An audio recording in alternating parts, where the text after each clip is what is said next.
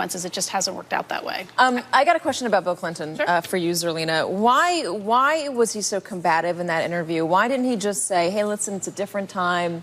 I feel badly for the way things went down. I feel badly for how Monica Lewinsky was treated.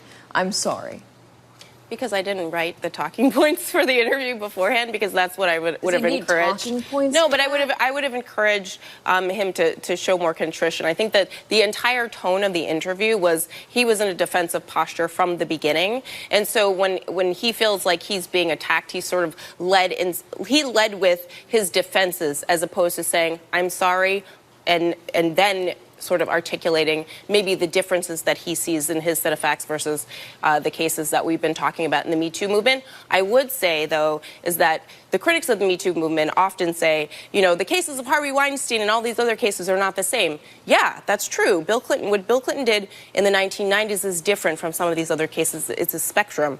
And I think that we should understand that and take that to be true. But I also would have encouraged the president to be less defensive and more, I think, apologetic and contrite in this morning's interview. Okay, so in a nationwide speech in September of 1998, Bill Clinton, who said, I have sinned to the American people, in that speech said, I apologize to Ms. Lewinsky and her family.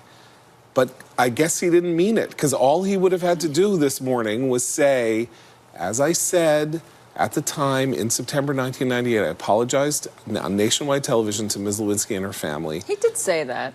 He said he apologized to everyone. Yeah, he did. He said, everyone. I haven't apologized to her privately. I apologized to everybody. But in front of the country, he apologized to her, and he forgot it because he didn't mean it.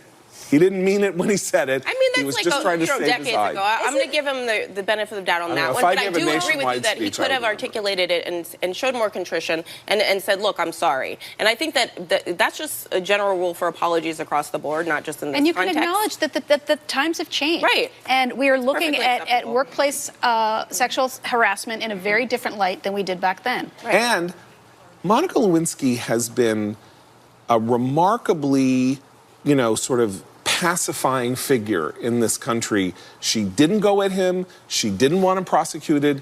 She has never written horrible stuff about him. She hasn't come out against him. She hasn't attacked him. What would it have cost him to say, I'm sorry?